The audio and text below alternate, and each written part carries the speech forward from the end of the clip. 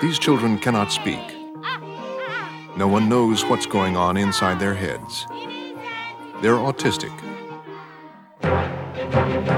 Tonight on Frontline, the explosive story of a revolutionary method of communication. Here was a means of expression for people who lacked expression. Here was a way that you could find out what people were feeling and what they were thinking. Frontline investigates facilitated communication, the theory, the practice, and the controversy. My God, it's really true. This stuff is bogus. It's just so clear and so unmistakable. I was sitting there watching this. What's 6 times 2? Tonight on Frontline, Prisoners of Silence.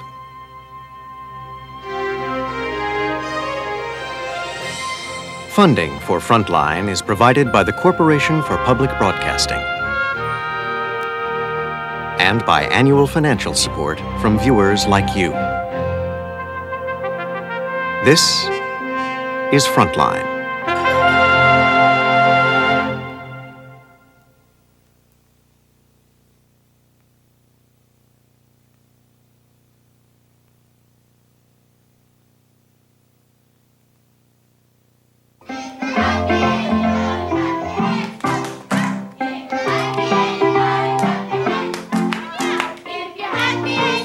Every American child knows this song.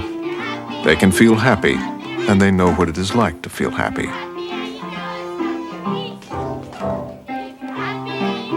But to children growing up with the strange condition of autism, like these at the Boston Higashi School, the words may not mean much at all. Something has gone wrong with their developing brains. The children have a faraway look. Generally, they shun human contact.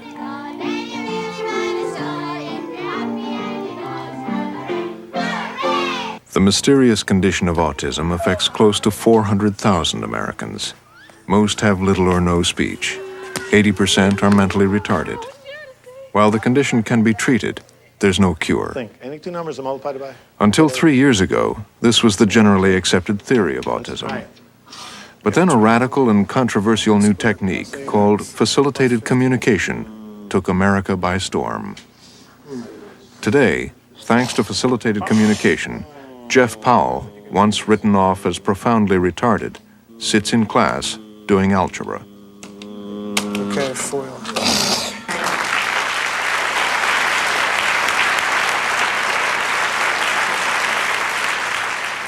Profoundly autistic Ben Lair can't speak, but can type his thoughts to an audience of people. Feel like you need patient friends like Mike. They fight for me. Professor Douglas Bicklin of Syracuse University thinks it the most important breakthrough in autism ever and is promoting it enthusiastically. The theory of facilitated communication claims that many, perhaps most autistic people are not retarded, but have intelligent minds imprisoned in bad bodies. R, either 4. Good. Go ahead. Delete. Did you want to delete that?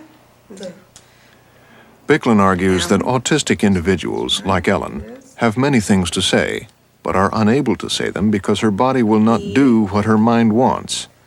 But with a little help, or facilitation, holding her hand, wrist, or elbow, her body's often jerky movements can be smoothed out, allowing her to type letters on a keyboard. Talk. I. N. G. When Douglas Bicklin discovered the method during a visit to Melbourne, Australia, he realized that everything known about autism might be wrong. I knew that I had seen something terribly important. Here was a means of expression for people who lacked expression. Here was a way that you could find out what people were feeling and what they were thinking. And, these were people who had a disability, the very definition of which suggested that the people might not have feelings, and certainly no ability to empathize with other people's feelings. This was a disability, the very definition of which was that people lacked imaginative ability. Well, how do you do higher order mathematics without an imagination? How do you write poetry without an imagination? So it was quite clear that this was a means of expression that was revolutionary. The O.D. Heck Center for the Developmentally Disabled in Schenectady, New York, runs a large autism program. Stuart, how are you doing with those? Before facilitated communication, the staff never imagined that any of their nonverbal clients might be of normal intelligence. But then speech pathologist Marion Pitsis heard about the new technique being promoted at Syracuse University.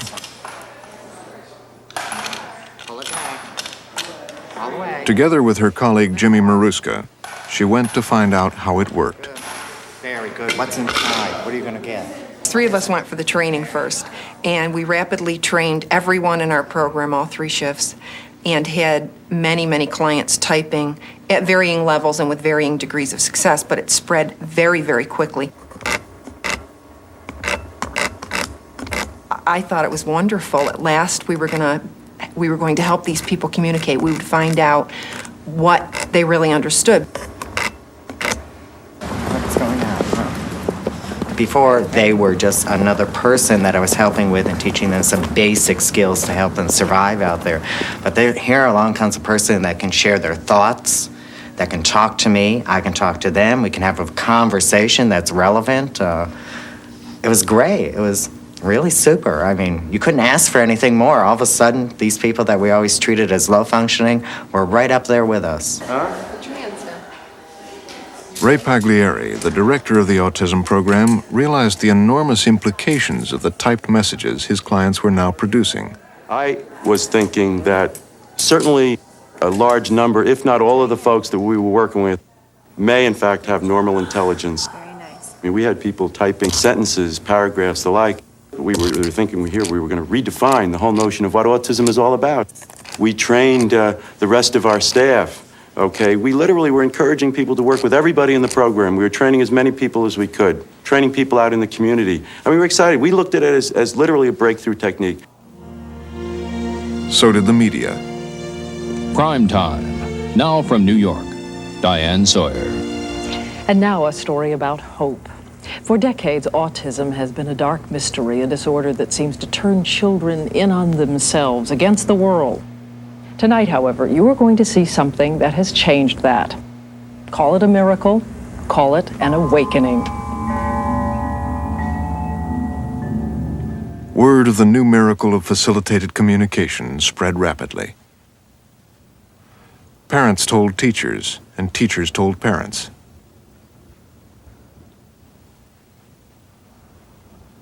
The system that carries matter from one place to another. Many schools embraced it. At Edward Smith Elementary School in Syracuse, children previously thought to be retarded now sat in classes with their peers, receiving age-appropriate instruction, studying math, You got it. studying biology. Plasma is correct, PJ. Nice job. Maybe you can say what you want to point to. A large group of individuals had, in Bicklin's view, been greatly underestimated, simply because they could not speak or control their bodies. Why don't you show us, and then you try to say it. That's good, because then you work on keeping that. I had always believed that it was important to treat people as competent. Perfect. Even though they didn't give off the signs of it. To me, that was just the humane thing to do. That was the sensitive thing to do. Okay, I'll give you a high five. The wonderful thing about facilitated communication is that once a person begins to communicate, you can ask the person, what's going on here? Excellent, you got it right. The words that emerged from the electronic communicators and letterboards spoke of loneliness, of being trapped in a prison of silence, of slavery, and of freedom. For Bicklin, a simple technique had redefined an entire group of disabled people. Jeff Powell, for example, is no longer seen by his teachers and peers as mentally retarded. He has become a celebrity at Baker High School in Syracuse. They stress he's an academically gifted student who writes poetry for the school yearbook.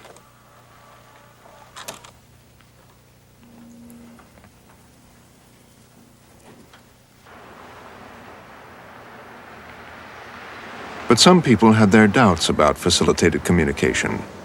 Dr. Howard Shane has devoted his life to helping disabled, nonverbal people to communicate. At Boston Children's Hospital, he runs a center which finds technological solutions, enabling disabled people like Tony Bonfiglio, who has cerebral palsy, to communicate independently. Yeah, he's throwing out something right now. He has a lot of pictures of this thing.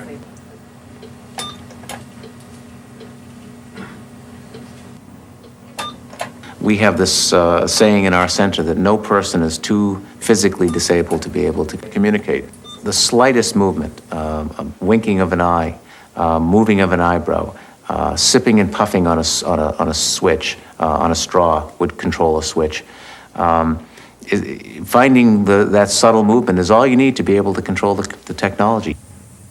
Yes, I have made many good friends. Thanks to computers, thousands of nonverbal people can express themselves independently. With such equipment available, Shane questioned, why should autistic people need another person to hold their hands? Bicklin says autism is special. Last week I had conversations with several people. One person said, it slows me down. It helps me by slowing me down. When I'm not slowed down, I get garbage. I get unwanted words. I get a lot of letters strung together that don't make a word. When I'm slowed down, I can type what I want. But critics like Shane were amazed at the sophisticated output. Autistic children of 5 and 6 produced perfectly spelled sentences. Where had they learned to read and write?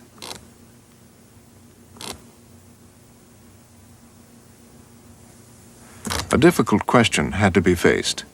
Was the typing coming from the autistic individual or from the facilitator? The outcomes that were being reported were just so far out of line with what anyone had ever found. They're communicating in grammatically complete sentences. They're marking the tense correctly. Their spelling is accurate. They have insights that go far beyond their years. Understanding is so hard. I long to see it real. I just hope, really hope, it's not a lost ideal. As I said, many of the accounts coming from people who are using facilitated communication as their means of expression have to do with loneliness. I think it's rather obvious that the way in which these children learned to read was the way that most of us learned to read. That is by being immersed in a language-rich environment. You go into good preschool classrooms and you'll see words everywhere, labeling objects, labeling pictures.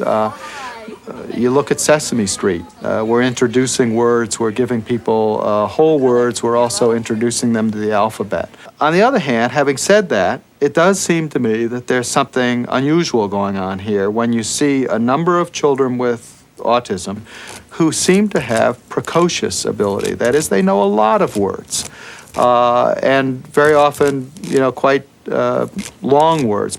How is this? Is there something about the disability that allows them to focus in on language and to be able to put together words? A very small number of autistic people, savants, have spectacular abilities in narrow areas. The 17th of December, 1974. It was a Tuesday. The 10th of June, 1917. It was a Sunday. The 1st of March, 2044. It'll be a Tuesday.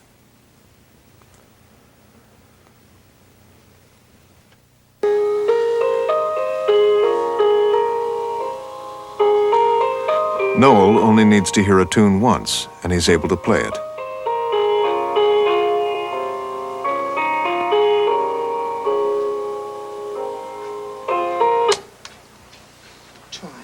Try it now.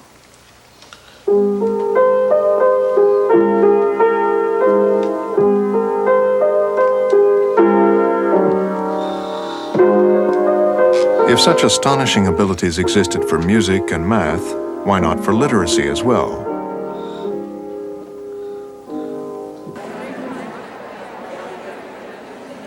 To parents and professionals, facilitated communication had given hope where there was none.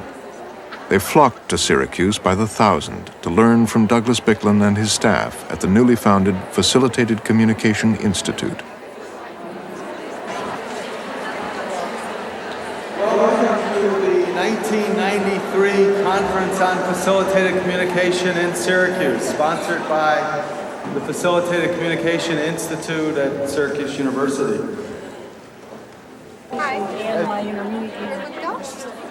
Many parents had longed to know what their silent autistic children were thinking, had longed to have conversations with them. Facilitated communication appeared to be a dream come true. She had been tested in the past, and they said she had an IQ under 10. And I believed it was a little higher than that, but not much higher. And when I heard about facilitated communication, I said, granted, it might work with some people, but I doubt that, and I'm sure it won't work with her. It was a college student who started it with her, and I watched her twice, and I couldn't believe what I was seeing. Since then, Sharice has typed 120 poems, 9 short stories. She talks about everything she feels. This past year, in October '92, a wonderful person came into her life who had gone through Doug Bicklin's program here at Syracuse University, and she believed in facilitative communication. And she said, "Do you know Stacy can write?" And I cried. I couldn't believe it. I said, no, you're wrong. This is my kid. She's learned 6 signs her whole life. This can't be true. But she kept at it. She said, Kathy, she's telling me this and she's telling me that, and you've got to see it. So one day she came over to the house, and she said, "Stacy, I know you're excited after all these years. You must have something you want to tell Mom." And Stacy types out, "I love you, Mom." Speech pathologists, social workers, and teachers felt just as passionately that FC had changed everything.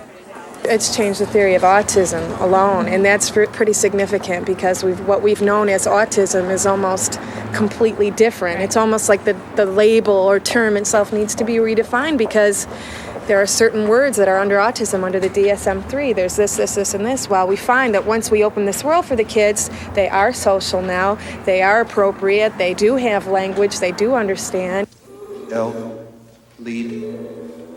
And advocates claimed FC didn't just work for autism, but for Down syndrome and other forms of mental retardation as well. By 1993, thousands of parents, teachers, speech pathologists, and care workers had been trained as facilitators, the foot soldiers in a new social movement. But some families had their doubts about the numerical technique, like the Girardis from Pike, New Hampshire, whose 17-year-old son, Matt, is autistic. It was about 2 years ago when someone mentioned that Dr. Bicklin was giving some seminars on this facilitated communication. The speech and language teacher at Matthew's school was there, and she just couldn't wait to get back and start with Matthew. Matt, who could then only recognize about 50 words, went to school, and his teachers began using FC in the classroom. Almost overnight, his academic work improved dramatically. Kathy Girardi became suspicious of his new academic achievements. He was taking all kinds of Shakespeare literature, Romeo and Juliet, and he was in algebra class, although he didn't fare that well in algebra, but English, diagramming sentences. The work that he was coming home was absolutely incredible. I mean, getting A's in some of these classes that I know I would have a hard time getting A's in. What seemed especially odd was that Matt wouldn't facilitate with his mother. At that point, I was frantically trying to communicate with him at home. You know, I'm saying, gosh, if he's talking to these people, why isn't he talking to his mom? You know, he and I have been best friends, bosom buddies. I mean, I'm his life and he's mine. You know, surely we can be able to communicate. And absolutely got nothing. As a matter of fact, he would take his board and bring it and put it in his bag, put it in his closet and say finished. While the Girardis got on with their life, reconciled that FC didn't work, at least for them, Matthew's school continued using it enthusiastically.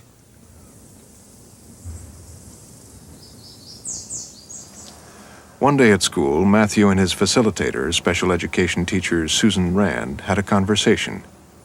But it wasn't about Shakespeare.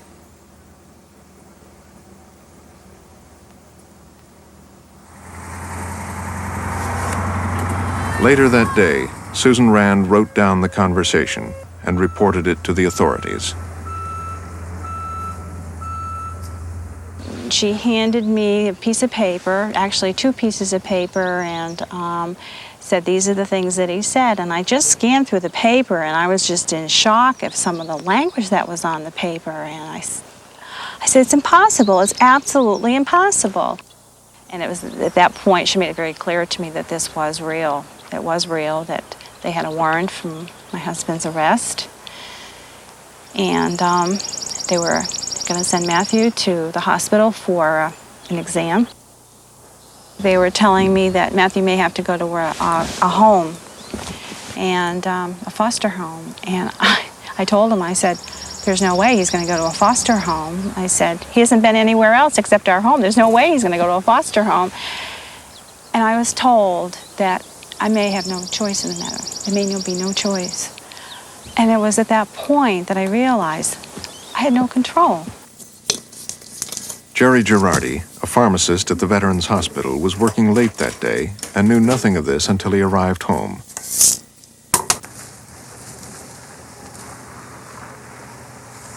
I got home about 9:30. I pulled into my driveway, and Kathy came rushing down the driveway and started to talk to me.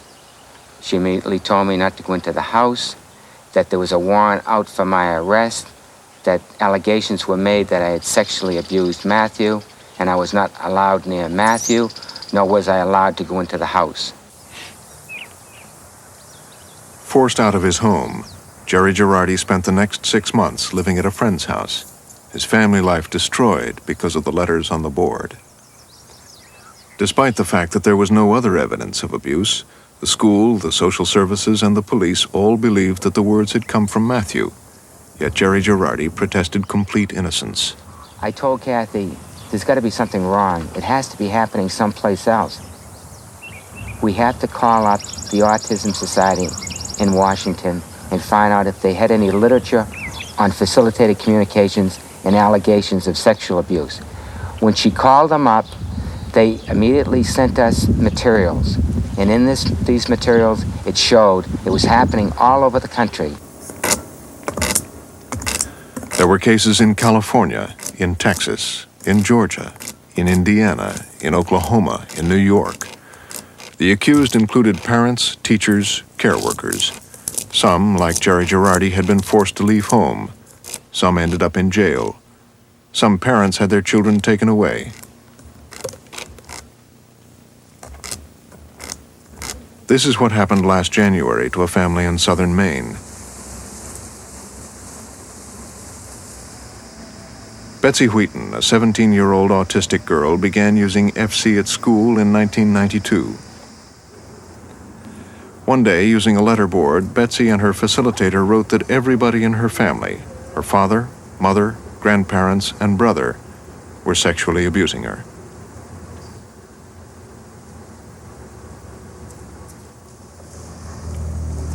Betsy and her brother were immediately put in foster care while the case was investigated. The court appointed a local attorney, Phil Worden, as Betsy's legal guardian. Worden realized that this was more difficult than the usual abuse case. Before considering whether the allegations were true, the court had to decide a more fundamental question. Was Betsy the author of the allegations, or had they come from her facilitator? I was most worried in my heart about were we going to do justice in this case. If the communications were real and she was being abused, the idea that on a legal technicality we might send the children back would be just absolutely horrible. On the other hand, if these were not real communications, the idea that all this would happen to these family and these children on a bogus idea was also unacceptable. So to my mind, the stakes were extremely high on both sides, and it was very important that we reach a quality decision based on the truth. And so what I was looking for was a clean, simple, and fairly quick way to just solve that one narrow question. Were these communications coming from the children? All the parties agreed to invite an expert in communication to come and assess Betsy.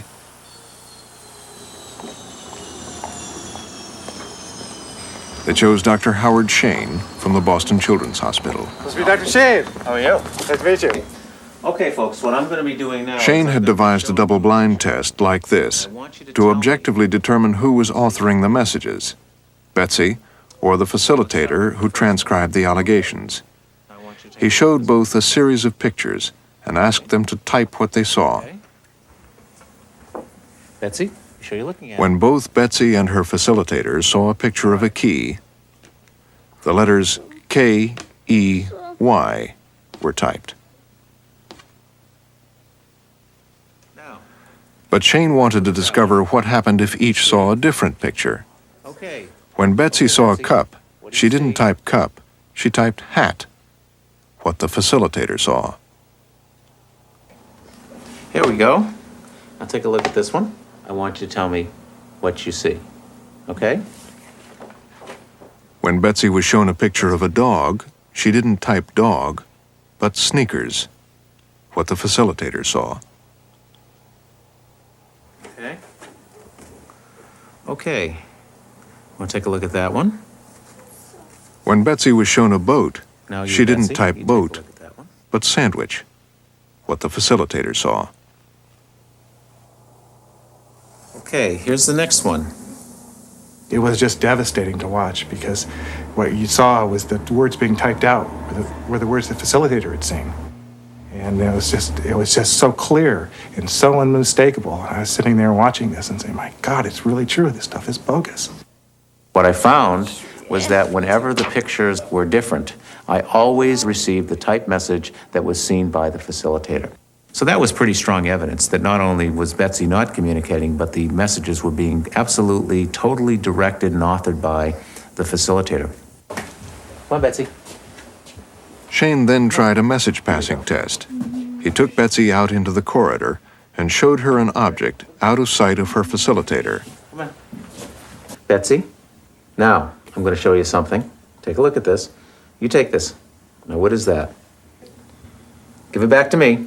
We're going to back in. I want you to tell everybody what I showed you. When we went back into the room, she was unable to type the word key. I then took another key out of my pocket and said, with the facilitator present, what is this? And she immediately typed key. So again, it suggests that when the facilitator is aware of the information, we get the answer. But when the facilitator is unaware of the information, we don't get an answer. The only logical conclusion of the test was that the terrible accusations had been authored not by Betsy, but by her facilitator. The Wheatons are now reunited. The facilitator, devastated by the test results, stopped using facilitated communication and persuaded Betsy's school to stop using it as well. After using FC for over a year, the OD Hex Center in Schenectady began discussing whether they should do their own test of facilitated communication. My first reaction was, why would we ever want to test it? It's working. There were things that individuals who typed with me typed that I didn't remember consciously being aware of. So I thought, well, that's proof enough. Why should we need to test these people? It's their communication. All right, find the one that's the same. Let's put it right in front of you. But just in thinking about it, I wanted the research to be done because I thought it would prove once and for all, without a doubt, that it was these people communicating and that we were not influencing them in any way, shape, or form. I was convinced that it would prove their communication. A team of psychologists and facilitators led by Doug Wheeler devised a rigorous double-blind test. Well, this is what we had in mind. It's just a simple T device. The table's split down the middle.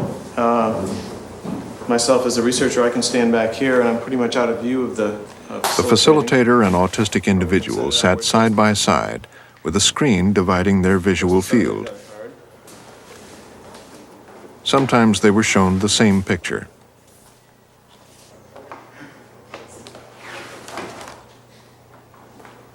sometimes different ones. They tested 12 clients, facilitating with 9 staff members, many who were trained in Syracuse. They ran dozens of trials. The results were shocking. We literally really didn't get one correct response. I mean, it was unbelievable, really, given our prior belief systems about the whole thing. We ran 180 trials. There were 180 trials where valid communication could have been demonstrated, and none did. We had overwhelming evidence for facilitator control. That was the main finding. It's a woman. And it began to dawn on us that the impact on the facilitators was going to be traumatic. Their belief had grown to such an extent and was continuing to grow at that point where it really had become an essential part of their belief system, an essential part of their personality. And people would use phrases like, FC is my whole life, FC is my life. These people were dedicated. They spent their own money doing training. They spent their own money to buy Canon communicators. The dedication was phenomenal. And we had evidence that these people were all controlling the typing, and we knew it was unconscious. We knew these people had no idea they were controlling it. That was clear. So yeah, we began to be very concerned. It was devastating to see the data just there in black and white in front of you. It was mind-boggling. There was no arguing it. It was clear-cut. To see the look on Doug's face, seated across the table from me, someone who I work with, whose opinion I trust, whose work I trust, I knew you couldn't argue. I couldn't argue with those results. It was devastating to look at it and see it there in black and white in front of me. It's like taking your best friend and going out and they're getting hit by a car and they're dead.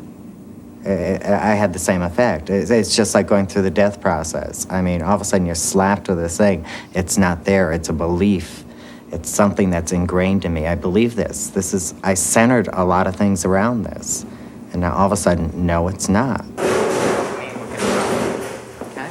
Life at OD Heck returned to the way it had been before facilitated communication. The clients learned the life skills they would need to survive outside. No longer were they expected to express their thoughts and wishes in complex sentences. It was like something had been taken away very, very suddenly, and I didn't know what to replace it with. It took me, I think, months before I could talk about it with some people without breaking down in tears. A copy of the OD Heck report was sent to Douglas Bicklin in Syracuse. I think that test has severe problems. I mean, one, you're putting people in what might be described as a confrontational situation. That is, they're being asked to prove themselves. As I pointed out, confidence appears to be a critical element in the method. If people are anxious, they may in fact freeze up in their ability to respond. They may lose confidence. They may feel inadequate. If there was a bias, it was a bias in terms of proving that it was real. I mean, we selected cards that people experienced in their everyday lessons. We ensured that the individuals participating were paired with the facilitators they had the most success with. We tried to make the setting as natural as it could be. We encourage people to bring the reinforcers that they use in their normal everyday lives. Turn total control over in terms of, say, to the facilitators. If the person wasn't comfortable that day, they could stop it whenever they wanted to. More studies came out. The results of this case study demonstrate quite clearly that the subject was not able to communicate using the facilitated communication techniques. No client showed unexpected literacy or communicative abilities when tested via the facilitator screening procedure, even after 20 hours of training. Considerable evidence was found of the facilitators influencing the attempts at communication. None of the 23 participants demonstrated authorship. There has been no instance in which a participant has successfully identified an object through FC. These results suggest that the communications previously reported from individuals with autism may have been influenced by facilitator coactivity. FC had claimed to unlock expressive literacy in nonverbal autistic individuals under controlled scientific conditions that literacy vanished.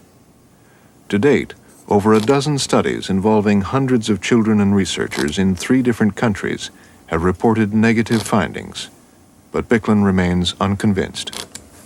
A number of these studies have asked people to name objects or name pictures. It turns out that for people with autism and some other developmental disabilities, a number of people experience very severe word-finding problems, such that you ask people to label an object and they can't do it. They may be able to describe the object, even state what it's for, but quite typically they in fact come out with a different name of a different object. But, researchers asked, was it possible that a child who can write poetry and do algebra would be unable to label a cup? And they questioned why autistic individuals who had appeared on national television and addressed crowds at Syracuse conventions would all be so nervous that none of them would get a single answer right.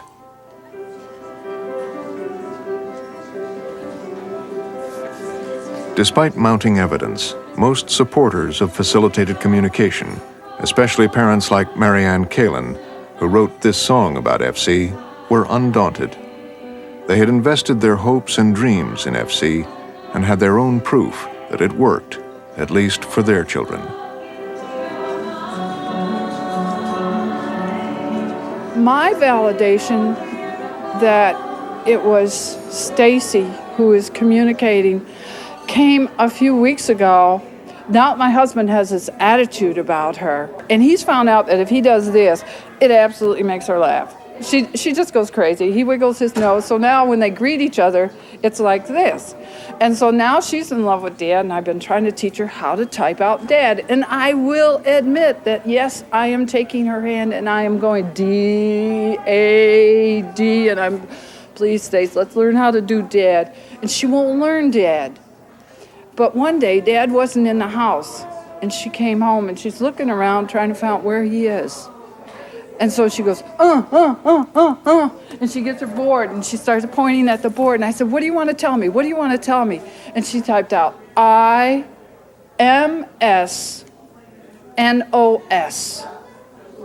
I said, what are you saying? And it's simple, it's shorthand, I miss knows. We have been trying to teach her the word for Dad, and she has created her own word for Dad. I don't need any more validation. My son has given me a lot of information, much of which I didn't know. A lot of it's been about what he wanted, and it's turned out that that's what he did want. He asked even for a trip to Hawaii, and he sat good as gold on the plane for 5 hours to Hawaii. And occasionally he tells me something I didn't suspect, like at the restaurant a few weeks ago, he said, he typed out, look at her mane, M-A-N-E. Well, I looked and the waitress had a ponytail.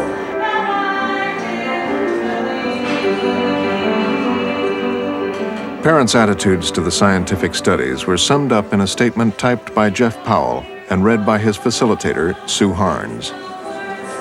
Regarding the recent controversy about facilitated communication, we are extremely angry about the well-to-do critics who are giving Doug a disheartening review.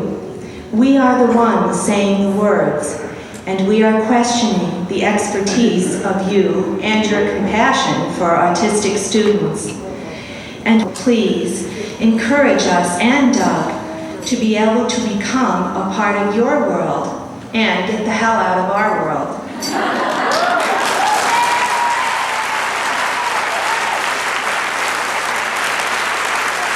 But there was now too much at stake.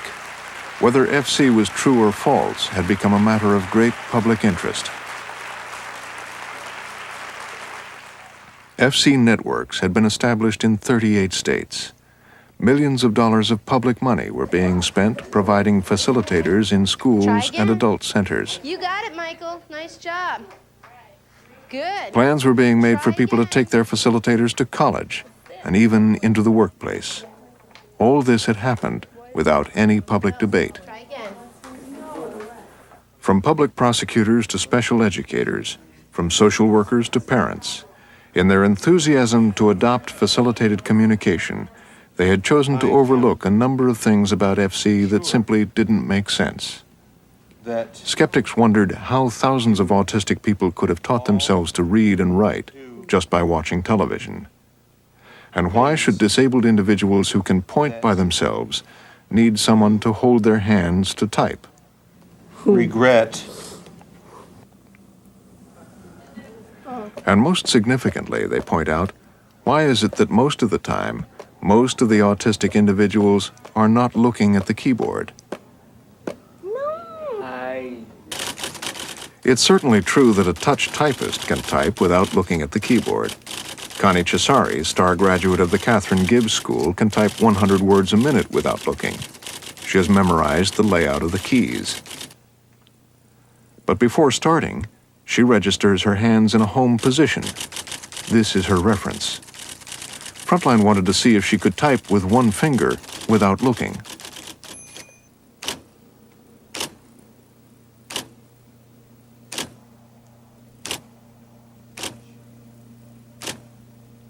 Despite her intimate knowledge of the keyboard, she can't. Nobody can. Without a reference, it's just impossible.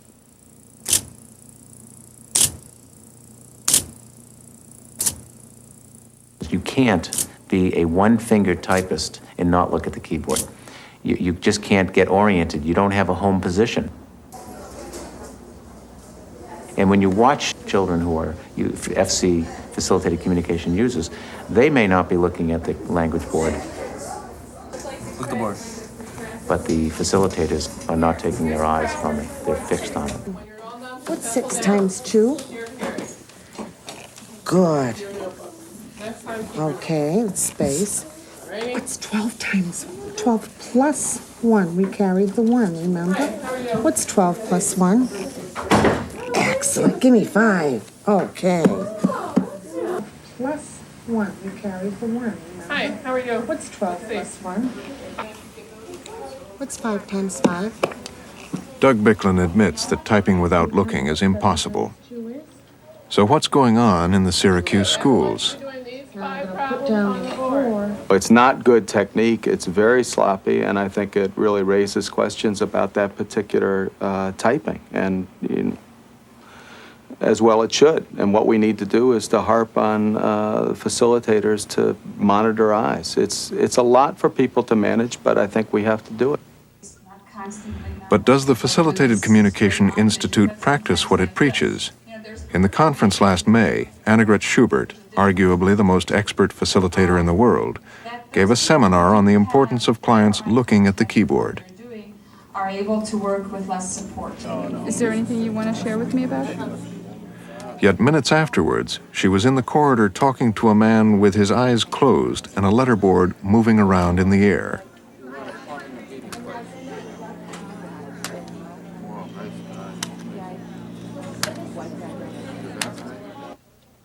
And even when Doug Bicklin was present, we filmed Jeff Powell typing while looking at the ceiling, something Bicklin concedes is impossible.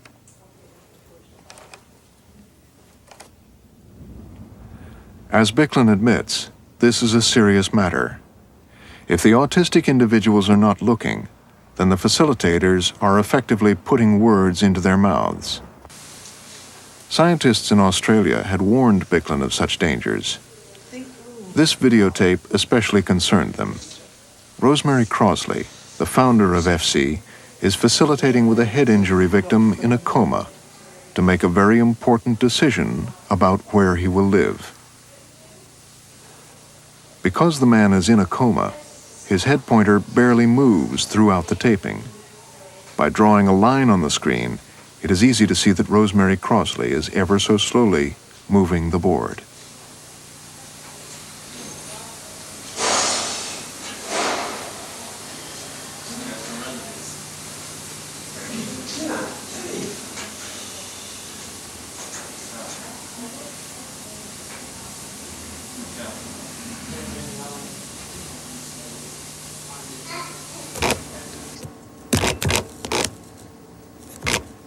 I don't think they're doing it consciously, but they're absolutely manipulating these individuals, and they're communicating for them.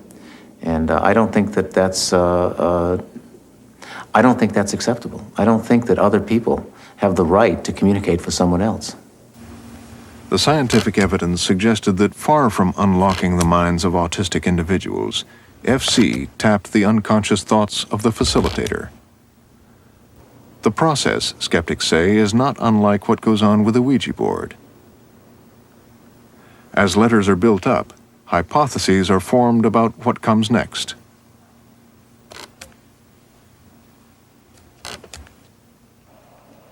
The facilitator who attributes the output to the autistic individual is unaware they are controlling the typing. The autistic individual becomes so sensitized to respond to tiny cues that they become an amplifier for the facilitator's unconscious. U TT. Do you ever have a nightmare that instead of liberating people, FC might end up enslaving them? Yeah, that worries me. That worries me that people would be in some way, that people are being influenced. There's interpretation of things that, we see that happening, and it troubles me. It troubles me. I think it's terrible. Did he f you in your mouth? No. Did he f your toes?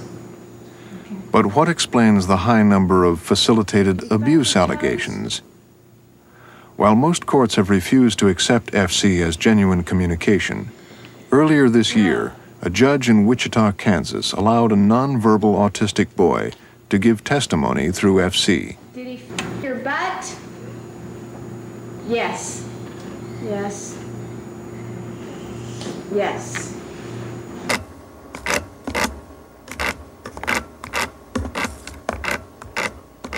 Why the facilitator is making these allegations on behalf of the child, I don't know.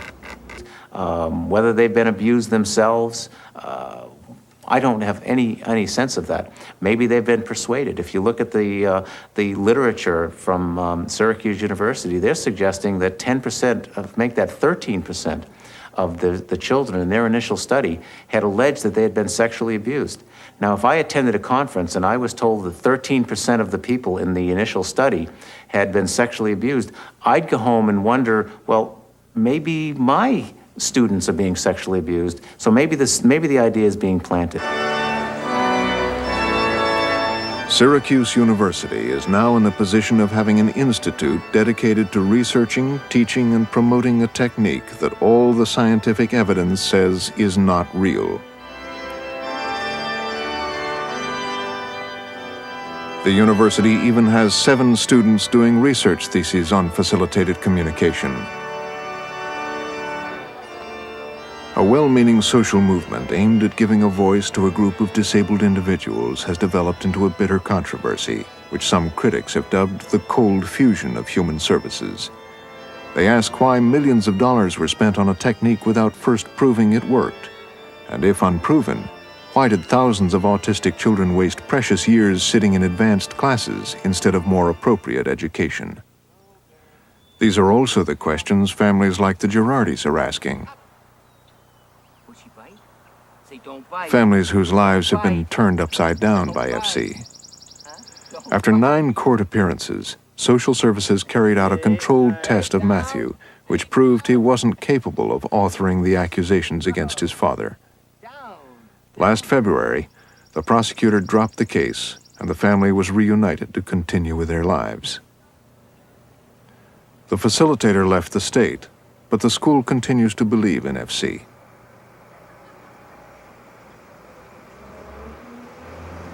No one has ever apologized.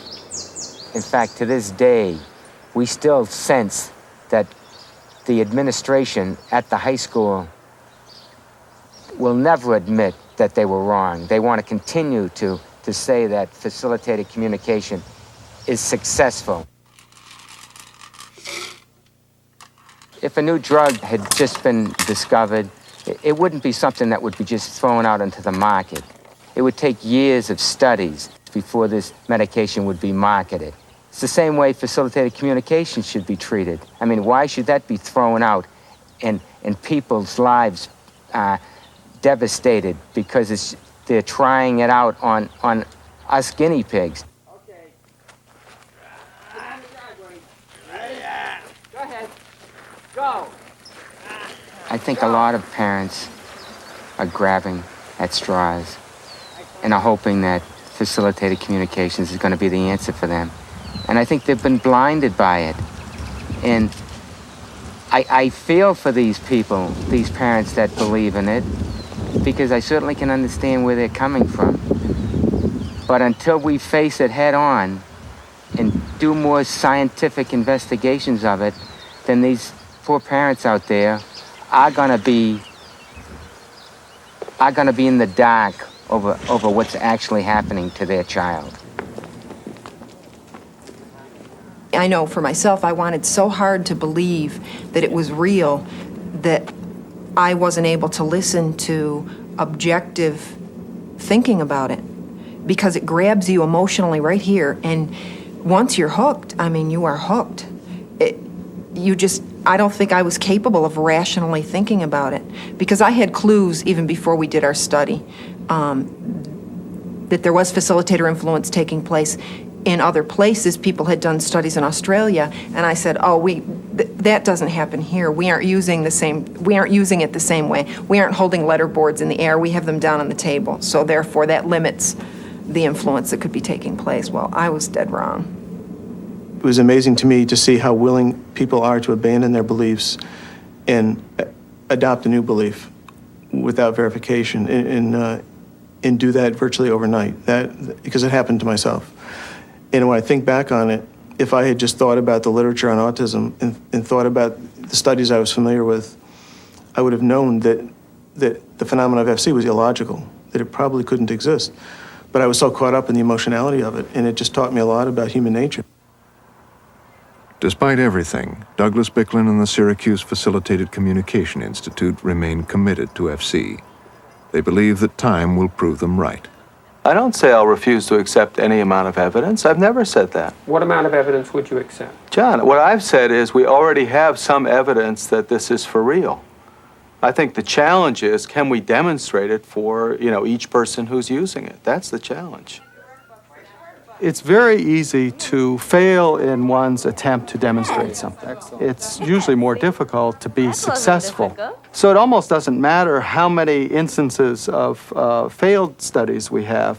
What we need with any one individual are instances where the person succeeded. When he gets to the letter that he wants, he hits the switch as he just did. I know, it's really hot in here, isn't it? Oh, thanks, Tony. And Tony just told us he's hot. Now, Tony's been coming. I've tried to find a middle ground. I don't know what the middle ground is. A year or so, and doing Either it works or it doesn't work. It doesn't work, so we have to abandon it. Abandoning it means that we just come back to where we are, come back to reality.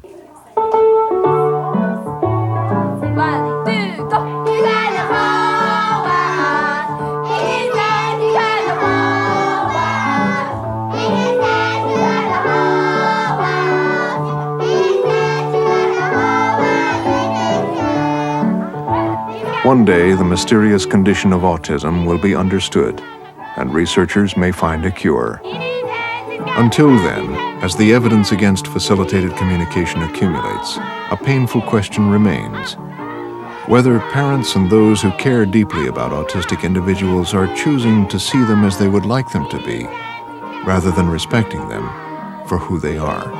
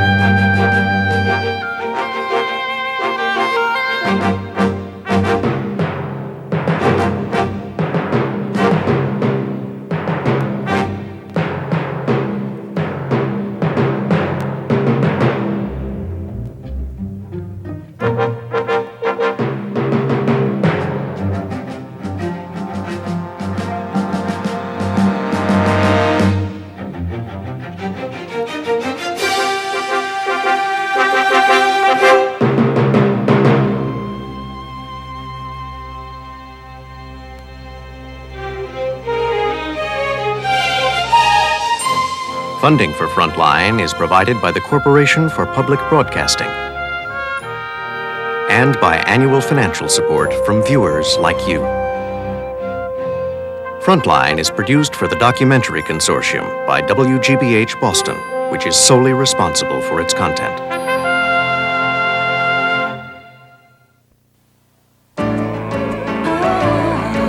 This is PBS.